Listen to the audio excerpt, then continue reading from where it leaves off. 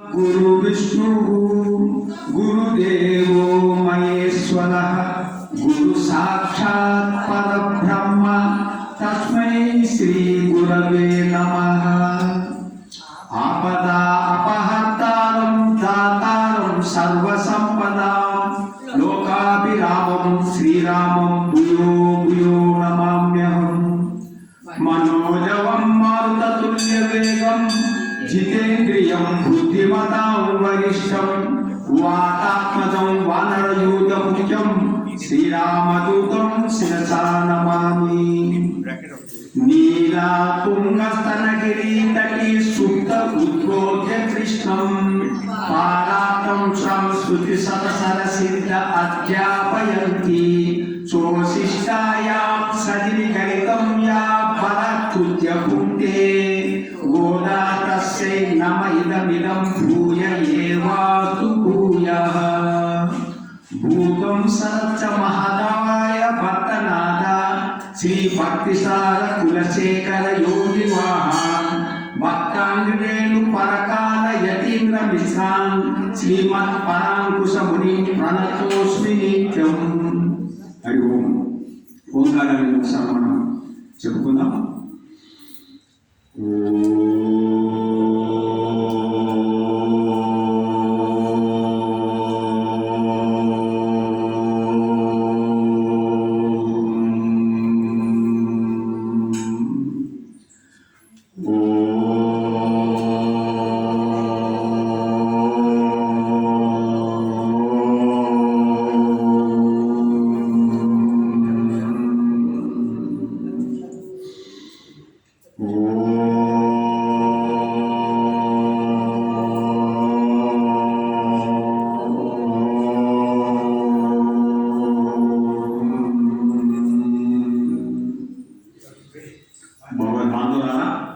అందరికీ ఉదయపూర్వక వందనాలు.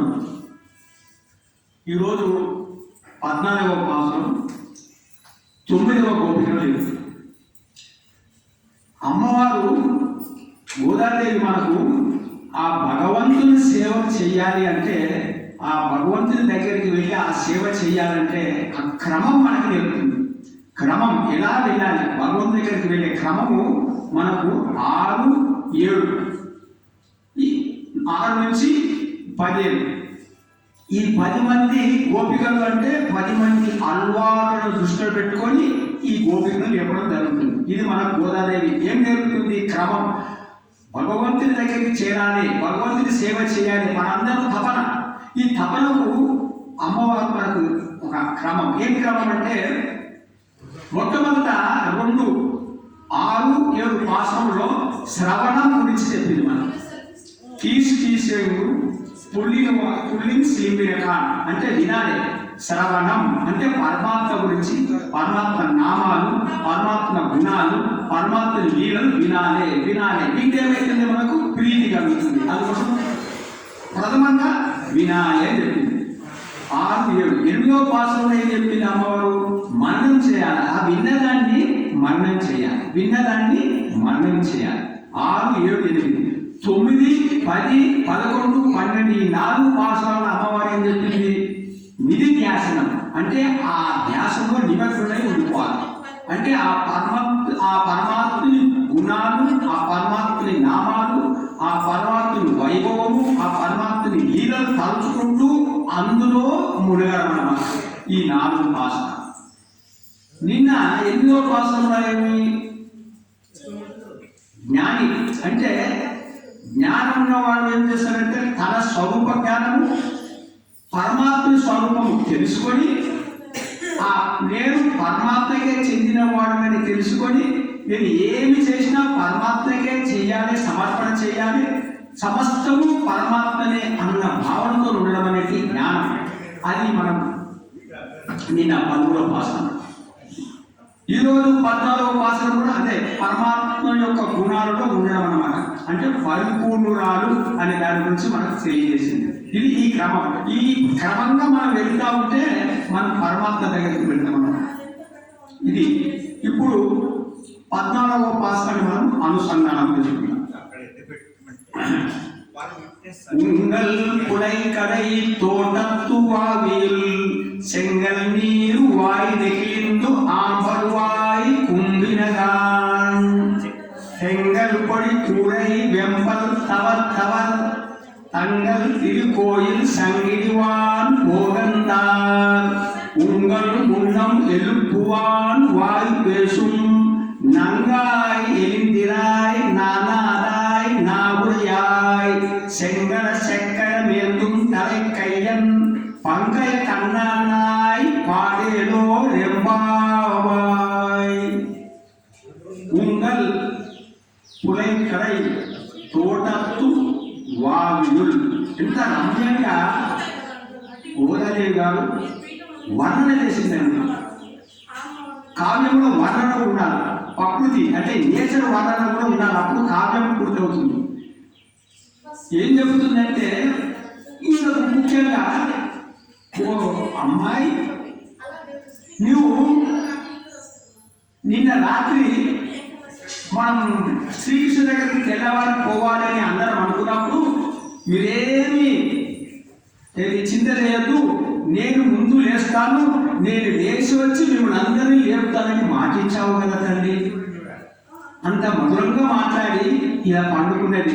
ఆ పండుకున్న గోపిక దగ్గరకు వచ్చి ఓదదేవి గోపికలు ఇలా అంటున్నమాట, ఉంగల్ పులై కడై తోటత్తు వాయుల్, నీ యొక్క ఇంటి ప్రాంగణము నీ భవంతి, ఆ భవంతిలో వెనుక భాగాన పెరిటి తోట, ఆ పెరిటి తోటలో దిగుడు బావి, ఆ దిగుడు బావిలో ఎర్రని తామర పువ్వులు వికసించినాయమ్మా, నల్లని కలువ పువ్వులు మురిసిపోయినాయమ్మా. అంటే ఇది తెల్లవారానికి ఉంగల్ ఉంగల్ అంటే నీ యొక్క భవంతిలో ఉంగల్ పులైకడై తోటత్తు వావి, వావి అంటే బావి, నీ పెరిటి తోటలో బావిలో సెంగల్ వీరు వాయి నెగిలిందు, సెంగల్ అంటే ఎర్రని తామర పువ్వు, వాయి నెగిలిందు వికసించినాయమ్మ.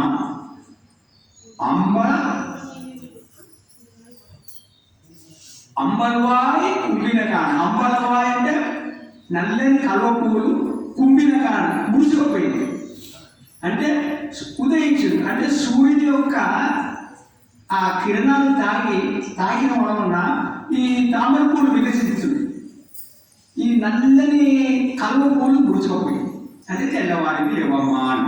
అంటే లోపల గోపిక ఏమంటుందంటే, మీరు ఆ కృష్ణుడి దగ్గరికి వెళ్ళి సేవ చేయాలని తపన చేత మీ ఇంటి దగ్గర ఉన్న బావిలోని ఆ ఎర్రని తామర పూలను మీరే విప్పి వాటిని ముడిచి తెల్లవారిందని మీరు చెప్తున్నారు, మీరు నమ్మరు అని అన్నారు. ఇంకొకటి దీని అంతరార్థం ఏంటంటే, ఈ ఎర్రని తామర పువ్వులు నీళ్ళలో ఉంటాయన్నమాట. ఈ నీళ్ళలో ఉన్నటువంటి ఈ తామర పువ్వులు పైకి సూర్యుడి వైపు చూస్తుంది, పైకి సూర్యుడి వైపు చూస్తుంటే అప్పుడు వికసించింది. అదేవిధంగా మనం కూడా ఈ సంసారంలో ఉంటాం, ఈ సంసారంలో బతుకు సాగిస్తాం, ఈ సంసారమే మనకు పోషకం అవుతుంది. అయినప్పటికీ మనము ఆ పరమాత్మ వైపు చూడాలంట. ఎప్పుడైతే మనం పరమాత్మనే చూస్తామో అప్పుడు మన హృదయం వికసిస్తుంది, మన హృదయ పద్మము వికసిస్తుంది. అంటే పరమాత్ముని వైపు చూడడం వలన, ఆ పైపు చూడడం వలన మన హృదయ పద్మం వికసించడం. అంటే ఎప్పుడు మన హృదయ పద్మం వికసిస్తుందంటే మన హృదయంలో ఉన్నటువంటి మలినాలన్నీ పోయినప్పుడు మన హృదయ పద్మం వికసిస్తుంది. ఎప్పుడైతే హృదయ పద్మం వికసిస్తుందో అప్పుడు పరమాత్మ మనం దగ్గర అన్నమాట. ఇది మనకు అమ్మవారు తెలియజేస్తుంది. కానీ గోపిక లేవడం లేదు. ఇంకొక గుర్తు చెప్తున్నారు, ఇంకొక గుర్తు ఏం చెప్తున్నారు, శంకల్ పొడి కూరై వెంపల్ తవర్ తవర్ అన్న. శంకల్ పొడి కూరై వెంపల్ తవర్ తవర్ తంగల్ తిరుకోయిల్ సంగీవాన్ గోగందా. అంటే శంగల్ పొడి కూరై, కూరై అంటే వస్త్రాలు, శంగల్ పొడి అంటే ఈ యొక్క కావి రాయి పొడి అనమాట. ఆ పొడిని చేస్తే ఒక కలర్ వస్తుంది, కాషాయవర్ణం. ఆ కావి రాయి పొడిని పొడి చేసి నీళ్ళలో కలిపి ఆ వస్త్రాన్ని ముంచితే అది కాషాయ రంగు వస్తుంది అనమాట. అంటే కాషాయ వస్త్రం ధరించినటువంటి సన్యాసులు వెంపల్ తవర్ తవర్, వెంపల్ అంటే మెరుస్తున్నాయంట పళ్ళు.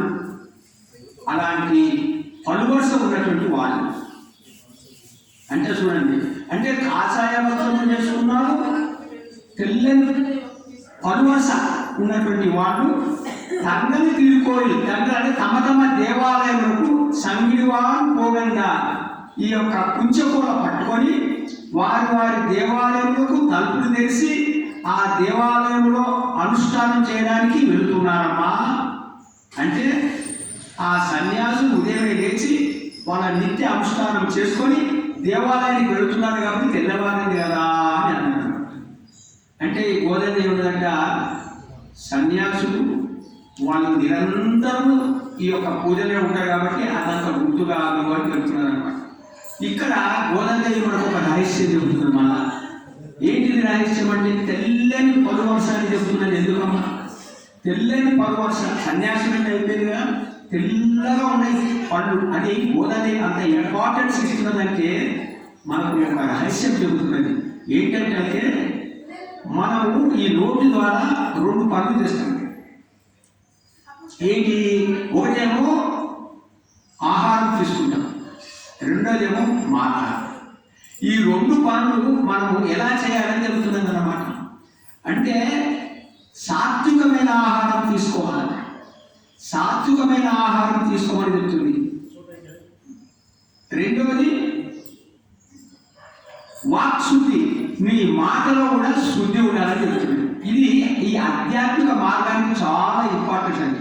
మనం భోజనం చేస్తాం కదా, మన అన్నమే మన మనసు అవుతుంది అన్నమాట. మనం తింటే మన మనసు అవుతుంది. కాబట్టి మనం ఏ రకమైన అన్నం తింటామో ఆ రకమైన మనసు తయారై మనం ఆ రకంగా ప్రవర్తిస్తాం అన్నమాట.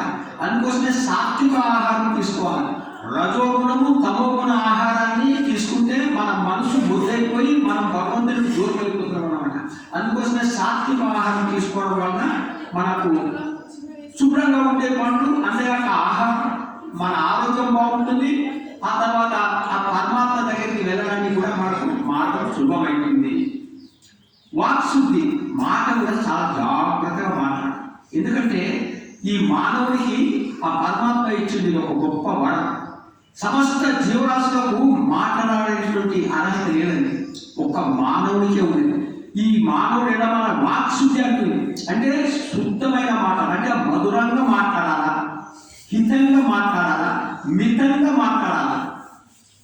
ఇది మనం ఇలా ఈ హితము మితము మధురంగా మాట్లాడడం అంటే రామచంద్రుడు అలా మాట్లాడేవాడు.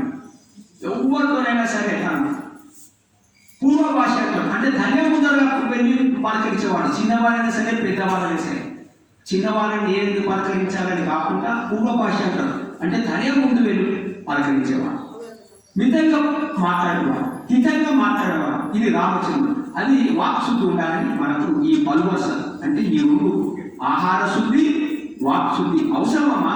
ఈ యొక్క ఆధ్యాత్మిక మార్గం వెళ్ళాలనుకున్న వాళ్ళకు మాత్రం ఇది అవసరం. కాషాయ వస్త్రాలు ఎందుకు తెచ్చుకోవాలా? కాషాయ వస్త్రాలు దేనికి సూచకము? వైరాగ్యానికి సూచకం. అంటే వైరాగ్యం కూడా మనకు ఉండాలి. ఒక్క వైరాగ్యం అంటే లాభం లేదండి. అందుకోసమే ఒక రాయిని పొడి చేయమన్నది. అంటే మన మనసు అంతా చాలా గట్టి ఉంటుంది, మన మనసు కరగదు, మన మనసులో కరుణ దయ ఉండదు. ఎప్పుడు వైరాగ్యం ఉన్నా కూడా మనసు కరగాలంటే ఈ రాయి ఆ పొడి అవుతుంది, ఆ పొడిలో వస్త్రాలు ఉంచితే కాషాయ వస్త్రమైంది. అదేవిధంగా పొడి అవ్వడం అంటే మన యొక్క మనసు చాలా గట్టిగా ఉన్న ఈ మనసు మెత్తగా కావాలంటే భగవంతుని యొక్క నామాలతో బాగా రుద్దాలట. మనసు నిరంతరము ఈ మనసుని భగవంతుని నామాలతోని, భగవంతుని కథలతోని, భగవంతుని రూపాలతోని, భగవంతుని వైభవములతోని అలా మనం నిరంతరం ఆ మనసును రుద్దడం వల్ల మెత్తగా అయిపోతుంది అనమాట. అప్పుడు భగవంతుని మీద ప్రీతి ఏర్పడుతుంది, అప్పుడు భక్తి ఏర్పడుతుంది. భక్తి, వైరాగ్యము, ఈ వాక్శుద్ధి మరి ఆహార శుద్ధితో ఉంటే మనం పరమాత్మ దగ్గరికి పోతామని ఈ యొక్క విషయాన్ని మనకు అమ్మవారు లోపలగా మనకు అందించింది.